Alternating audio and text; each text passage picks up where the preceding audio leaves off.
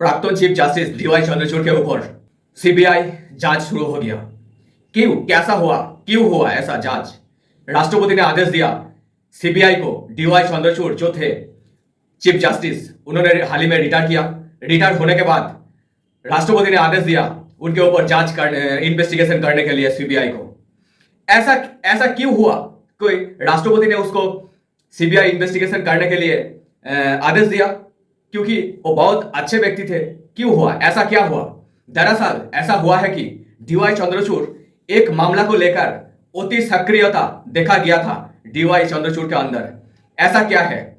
दरअसल जो पटना हाईकोर्ट का एक जज थे राकेश कुमार ने राष्ट्रपति को एक चिट्ठी भेजी थी। वो भेजी थी 8 नवंबर 2024 को। राष्ट्रपति को एक चिट्ठी भेजी थी राकेश कुमार। इस चिट्ठी में लिखा गया कि जो डीवाई चंद्रचूड़ है, डीवाई चंद्रचूड़ का एक मामला था, वो था तीस्ता सेतोलर को लेकर एक मामला था। उस मामले में ये जो डीवाई चंद्रचूड़ है, एक गलत तरीके से उसको बेल दिया। डीवाई चंद्रचूड़ का जो बेंच था, वो बेंच गलत तरीके से उसको बेल दिया। ऐसा राकेश कुमार ने चिट्ठी भेजी थी राष्ट्रपति को। तो कौन है ये तीस्ता सेतोलवार? तीस्ता सेतोलवार एक महिला है जो एक रिपोर्टर थे गुजरात का। इसका अगेंस्ट मामला क्या है? मामला ये है कि तीस्ता सेतोलवार वो एक रिपोर्टर थे।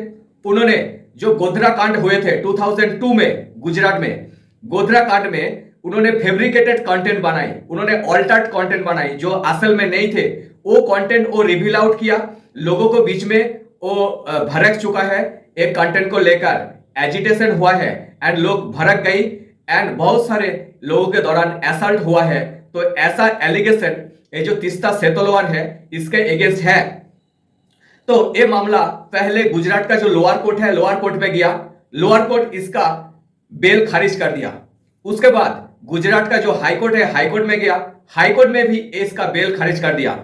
फिर ये सुप्रीम कोर्ट में जब मामला आई तो सुप्रीम कोर्ट का जो बेंच था डीवाई चंद्रचूड़ का नेतृत्व, वो बेंच इसका बेल दे दिया। ये हुआ 1 जुलाई 2023 को तीस्ता तलवार को बेल दिया गया एक बेंच ने, जो बेंच में डीवाई चंद्रचूड़ था। वो गलत तरीके से दिया गया। बहुत अति सक्रियता यहाँ पे देखा गया। क्या हुआ? दरअसल ऐसा हुआ कि उस दिन सैटरडे थे, सैटरडे कोर्ट बंद थे। डीवाई चंद्रचूड़ का नेतृत्वाधीन एक बेंच, उसका 2 आदमी थे, 2 से 3 आदमी थे, 3 जज थे। पहले जो बेंच थे वो बेंच उसका बेल खारिज कर दी। फिर डीवाई चंद्रचूड़ ने दूसरा एक बेंच बनाई, तब रात 9 बज गया।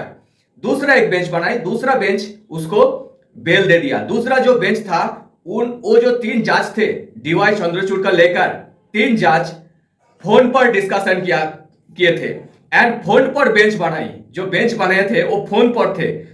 वो फोन पर बेंच बनाने के बाद उसको बेल दी ये बेंच ने। तो ये गलत तरीके से हुआ।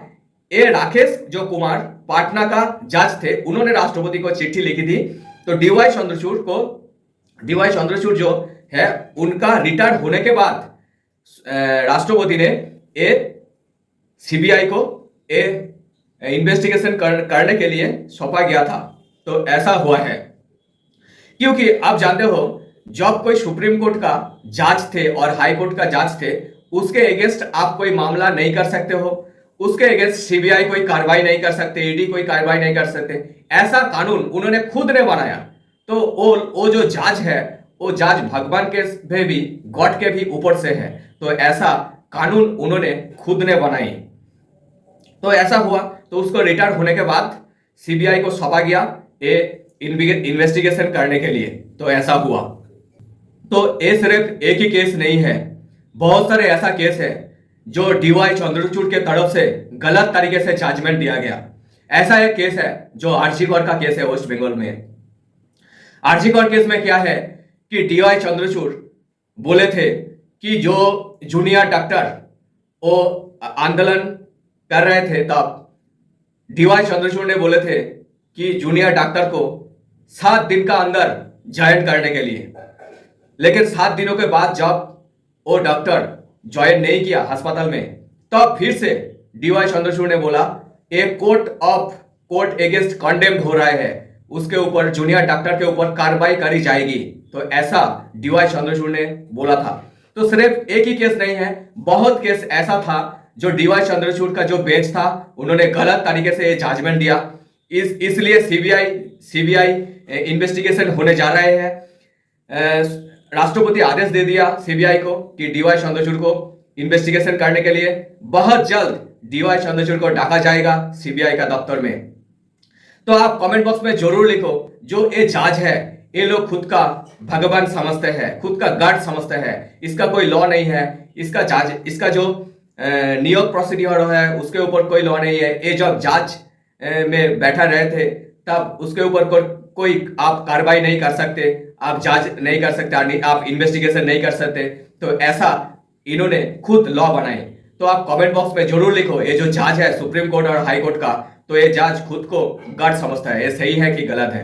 अंत तक बने रहने के लिए धन्यवाद।